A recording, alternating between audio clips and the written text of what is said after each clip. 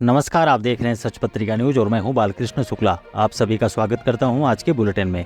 आज के बुलेटिन की शुरुआत करते हैं एडीजी दिनेश एमएन के दौरे से। उसके बाद दिखाएंगे क्षेत्र की तमाम बड़ी खबरें। यदि आपको हमारी खबरें पसंद आती है तो लाइक तथा कमेंट जरूर करें और यदि आप चैनल पर नए हैं तो सब्सक्राइब भी करें।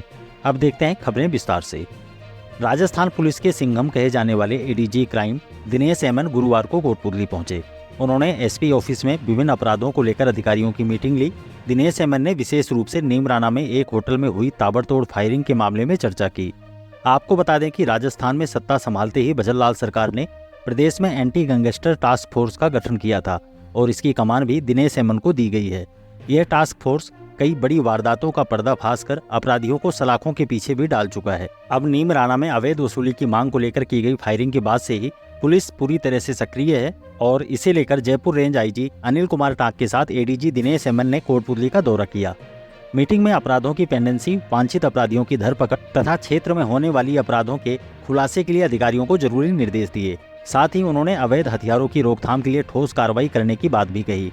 मीटिंग में एएसपी नेम सिंह, डीएसपी राजेंद्र कुमार बूडक कोटपुतली व सत्य प्रकाश बानसुर, थानाधिकारी महेश कुमार बहरोड, मोहम्मद इमरान सरुण सहित अनेक अधिकारी मौजूद रहे।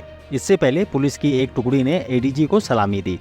पत्रकारों से बातचीत करते हुए एडीजी ने कहा कि नीमराना में हुई फायरिंग के मामले में हम चर्चा कर चुके हैं। अधिकारियों को सख्ती के साथ काम करने और जो वांटेड क्रिमिनल्स हैं उनको काबू करने के निर्देश दिए गए हैं। एडीजी ने कहा कि यहाँ कुछ गैंग एक्टिव हैं, उन्हें काबू में करने के लिए हमारी टीम लगी हुई है। भिवाड़ी में हुई वारदात के कई आरोपी पकड़े जा चुके हैं। जो बचे हुए हैं उनकी शिनाख्त हो चुकी है और उनके पीछे टीम भी लगी हुई है। इसके लिए हम पंजाब, हरियाणा और दिल्ली पुलिस के संपर्क में भी हैं। हरियाणा चुनाव पर एडीजी ने कहा कि पुलिस नाकाबंदी करने के साथ ही इलेक्शन कमीशन के जो भी निर्देश हैं उसकी पालना की जा रही है। इसके लिए अतिरिक्त बल भी तैनात किया जा रहा है। जिले में अवैध हथियारों के चलन पर उन्होंने कहा कि इसके लिए पुलिस सख्ती से काम करेगी। फायरिंग की कई घटनाओं में लिप्त बदमाशों को पकड़ा जा चुका है।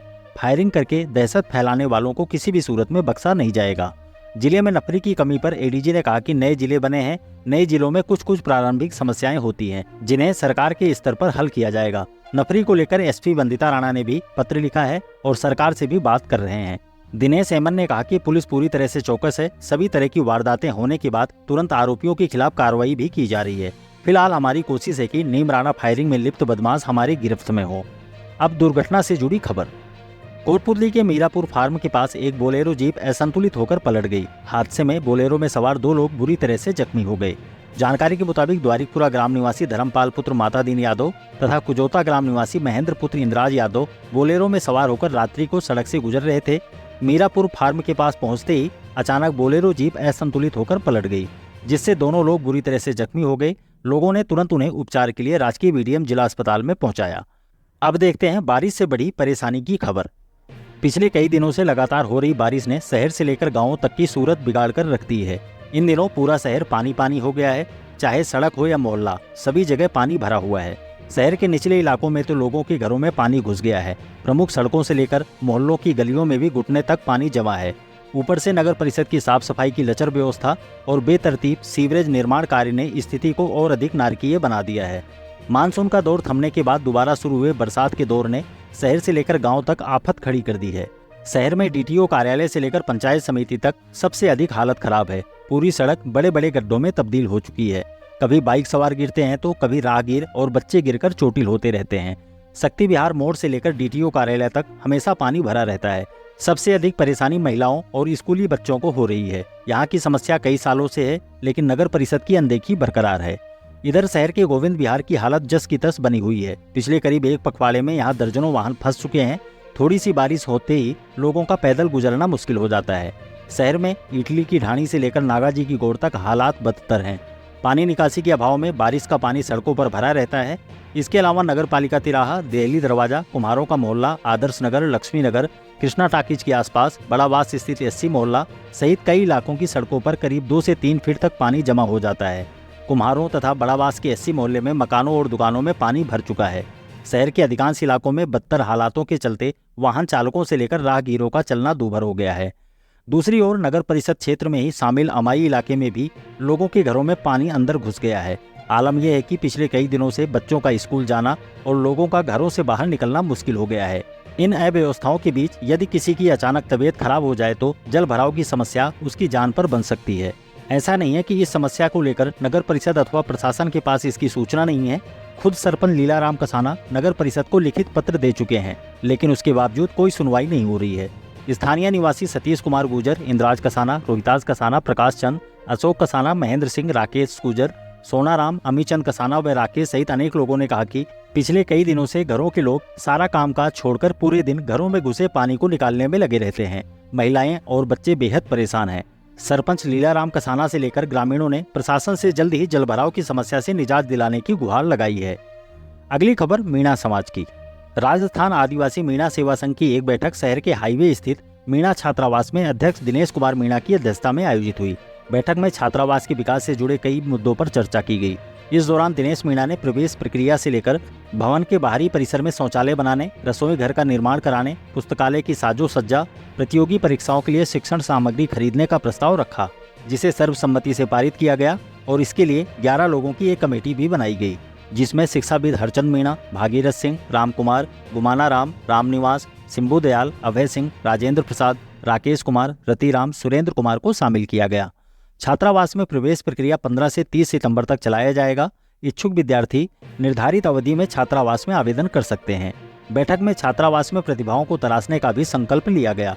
अध्यक्ष दिनेश मीणा ने समाज में बालकों को सही दिशा देने और अनुशासन तथा स्वावलंबी बनाने पर जोर दिया। अब कर्नल बैंसला को दी गई श्रद्धांजलि की खबर। गुर्जर आरक्षण आंदोलन के अगुआ नेता रहे कर्नल किरोड़ी सिंह बैंसला के जन्मदिन पर गुरुवार को उन्हें भावभीनी श्रद्धांजलि दी गई। वरिष्ठ भाजपा नेता शंकरलाल कसाना की ओर से राजमार्ग स्थित भाजपा कार्यालय में आयोजित कार्यक्रम में लोगों ने बैंसला के चित्र पर पुष्प अर्पित कर उन्हें श्रद्धांजलि दी। इस दौरान कसाना ने कहा कि आज की युवा पीढ़ी को कर्नल बैंसला के आदर्शों, अच्छी शिक्षा, स्वास्थ्य, पढ़ी लिखी मां व कर्ज मुक्त समाज के संकल्प को अपने जीवन में उतारना चाहिए।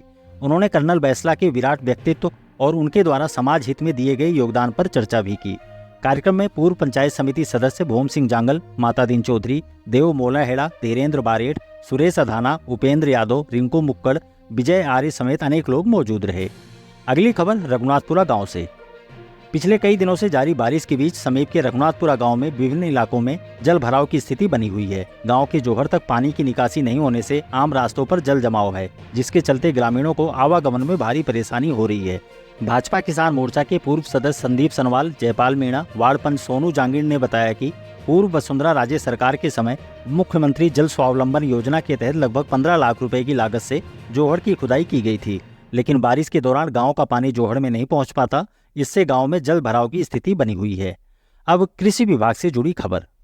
कृषि विभाग की ओर से क्षेत्र की विभिन्न ग्राम पंचायतों में महिला किसानों के लिए प्रशिक्षण शिविर आयोजित किए गए। ग्राम पंचायत शुक्लावास में आयोजित शिविर में नारेड़ा के सहायक कृषि अधिकारी राजा राम रावत ने विभागीय अनुदानित योजनाओं की जानकारी दी। सहायक कृषि अधिकारी ओम प्रकाश यादव ने महिला कृषकों को प्रधानमंत्री फसल बीमा योजना के बारे में अवगत कराया। अंत में प्रश्नोत्तरी कार्यक्रम आयोजित किया गया और उनके विजेता महिला किसानों को पुरस्कार भी वितरित किए गए। अगली खबर अदालत परिसर से। विधिक सेवा दिवस पर विशेष रूप से सक्षम बच्चों में विधिक जागरूकता के लिए कोटपुतली क्षेत्र के स्कूलों में विधिक जागरूकता कार्यक्रम आयोजित किए जाएंगे।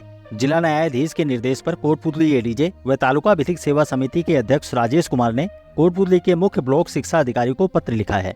एडीजे ने स्कूलों में खेलकूद और अन्य गतिविधियों के माध्यम से बच्चों में विधिक चेतना पैदा करने की बात कही है। उन्होंने कहा कि विधिक सेवा दिवस विशेष योगजनों के लिए पूर्ण रूप से समर्पित होगा और सभी स्पेशल विद्यालयों, सरकारी और गैर सरकारी संस्थानों में 8 से 18 वर्ष की आयु तथा मानसिक मंदता में 18 वर्ष से अधिक आयु के विशेष रूप से सक्षम जनों को भी सम्मिलित करते हुए उनके मध्य खेलकूद प्रतियोगिताओं का आयोजन कराया जाए। एडीजे राजेश कुमार ने क्षेत्र के सभी सरकारी व निजी विद्यालयों सहित अन्य संस्थानों में उपयुक्त समय के अनुसार खेलकूद सहित प्रतियोगिताएं तथा विधिक साक्षरता, संगोष्ठी, शिविर व रैली सहित अन्य गतिविधियां आयोजित कर बच्चों में विधिक जागरूकता पैदा करने के प्रयास करने के निर्देश दिए हैं। अब राहेड़ा स्कूल से जुड़ी खबर। 68वीं जिला स्तरीय खेलकूद प्रतियोगिता के दौरान 14 वर्षीय छात्र वर्ग नेट बॉल प्रतियोगिता का आयोजन रावतों की ढाणी लाडाका आवास में हुआ, जिसमें राजकीय उच्च माध्यमिक विद्यालय राहेड़ा की 2 छात्राओं ने उत्कृष्ट प्रदर्शन किया है। स्कूल की छात्रा किरण गुर्जर और साक्षी गुर्जर का चयन अब राज्य स्तरीय टीम के लिए हुआ है। इस उपलब्धि पर स्कूल में आयोजित एक संक्षिप्त कार्यक्रम के दौरान मुख्य अतिथि महावीर सूबेदार ने दोनों छात्राओं को 1100 रुपए का पुरस्कार प्रदान कर प्रोत्साहित किया। साथ ही उन्होंने स्कूल के विकास के लिए भी 11,000 रुपए की राशि भेंट की। प्रधानाचार्य महेश कुमार यादव ने भी दोनों छात्राओं को सम्मानित किया और भामाशाह का आभार प्रकट किया। कार्यक्रम में माता दीन गुजर, सैमाल विक्रम रावत, वाइस प्रिंसिपल सुमेश सैनी व रामअवतार गुजर, पीटीआई योगेश गुजर, टीम प्रभारी जयसिंह गुजर सहित अनेक लोग मौजूद रहे। संचालन राजेश कुमार ने किया। अगली खबर राजपूत समाज की। श्री क्षत्रिय संघ का प्राथमिक शिविर 13 से 16 सितंबर तक खड़प ग्राम स्थित महारानी पब्लिक स्कूल में आयोजित किया जाएगा। तवरावाटी राजपूत समाज के अध्यक्ष विक्रम सिंह तंवर व स्वयं सेवक धूड़ सिंह भवनावास ने बताया कि शिविर में कोटपुतली बहरोड से लेकर जयपुर, सीकर व नीम का थाना जिले के राजपूत समाज के बालक हिस्सा लेंगे। यह शिविर पूरी तरह से आवासीय होगा और इसमें समाज के संस्कार, क्षत्रिय गुण, वर्तमान परिवेश, राष्ट्र निर्माण, समाज निर्माण व व्यक्तित्व निर्माण का प्रशिक्षण तथा ज्ञान दिया जाएगा। और अंत में बिजली बंद की सूचना। 132 kV GSS पावटा पर आवश्यक मरम्मत कार्य के चलते शुक्रवार को कई इलाकों में 2.5 घंटे बिजली बंद रहेगी। सहायक अभियंता अभिषेक नारनौलिया ने बताया कि खेलना की सप्लाई दोपहर 1:30 से 4 बजे तक बाधित रहेगी, जिससे खेलना व भवनावास से निकलने वाले सभी 11 kV फीडर इलाकों में बिजली सप्लाई नहीं हो सकेगी। यदि आपको हमारी खबरें पसंद आती है तो लाइक तथा कमेंट जरूर करें और यदि आप चैनल पर नए हैं तो सब्सक्राइब भी करें। आज के लिए बस इतना ही। दोबारा मिलते हैं इसी तरह की दूसरी ताज़ा खबरों के साथ। नमस्कार।